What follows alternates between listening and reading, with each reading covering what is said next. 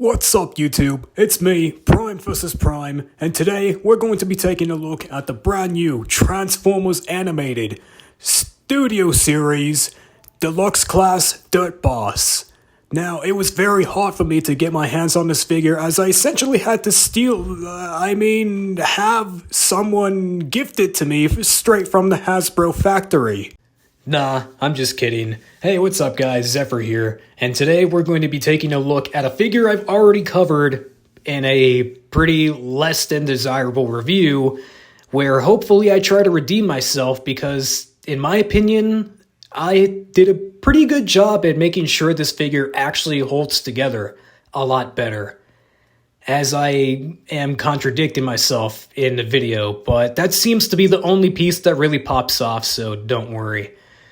Now, I did keep the gimmick where you can pull the little arm bar thing. I'm not familiar with forklift terms, so whatever that mass thing is. I like to envision this being a weapon for him, where it transforms into maybe a sword, like a double-bladed sword form or something. So I'm gonna put that off to the side. Paint matching for this guy was kind of difficult, as you can see. I printed him out in gray, and I had to resort to using whiteout. So I guess you could say I had to get creative for trying to paint the gray bits on him, and you can definitely tell. But I tried to paint match and get as close as possible to the actual green printed parts, and I think it turned out looking pretty good. Now we're going to get into the transformation. So to start transformation, you're going to want to flip the front wheels up all the way around.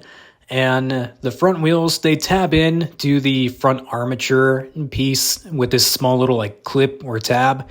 And you're just going to want to flip them all the way around. Like so.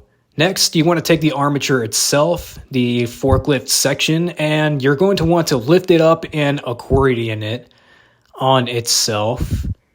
It's on multiple hinges, so just accordion it and position it like so. And you'll notice that he very much has visible everything syndrome, as the entirety of the robot is basically just underneath the entire cab section. But coming to the legs, you're going to want to flip them out like so. Next up, we're going to move on to the arms, and you're going to want to pay close attention to this because the arms are on a sliding joint, which is really unique and really interesting. What I like to do is I like to go in with my finger and just kind of loosen it up and help guide it out, so that way you don't risk pulling something apart or breaking it by accident. So as you can see, it's on the slider joints. Just go in with your finger and help it out just a little bit, help loosen it, and it should slide all the way out. Once you have the arms out, sorry about the thing falling off, I tried to put it back on, but just go ahead and fold the arms down. And finally, you can take the entire bottom section of the figure, just fold it up, and it'll peg into place like so. Come on. There we go. And from there, you just come up to the front wheel sections and just bend them into place, just adding the finishing touches. For some reason, it just does not want to go all the way back. Come on. Okay, now the other one.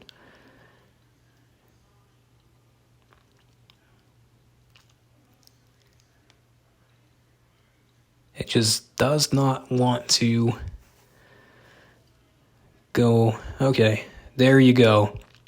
Now, one thing I will point out about this figure is that he gets very top heavy, so you kind of have to lean him forward a lot, because if you don't, he's gonna fall over a lot, which is kind of unfortunate because it means that he's essentially gonna end up staring into the ground.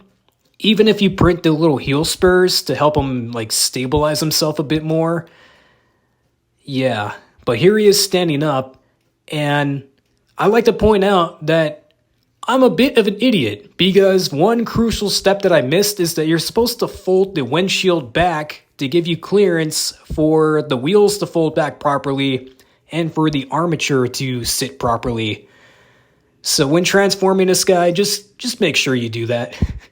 Because if not, you're going to end up having a hard time like I did.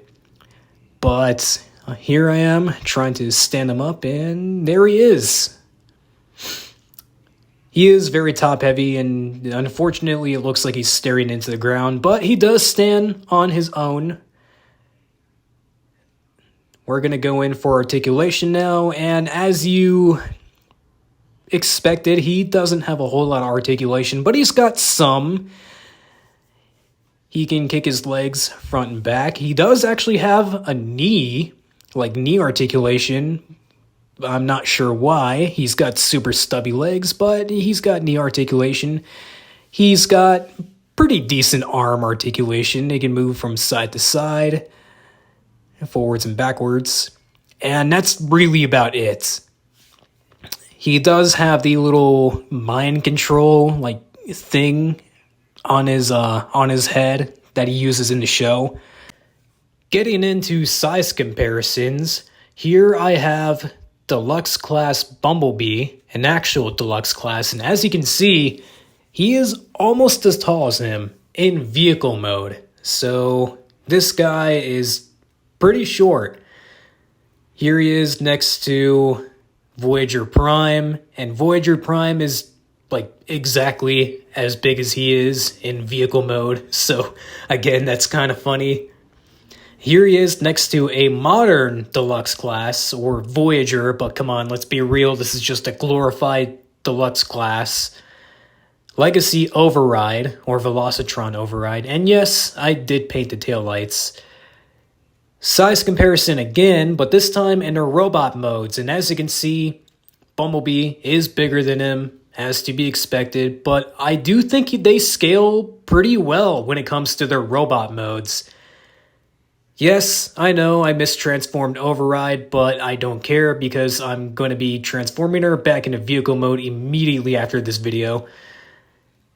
And lastly, Voyager Prime, and Prime just towers over him, as he should.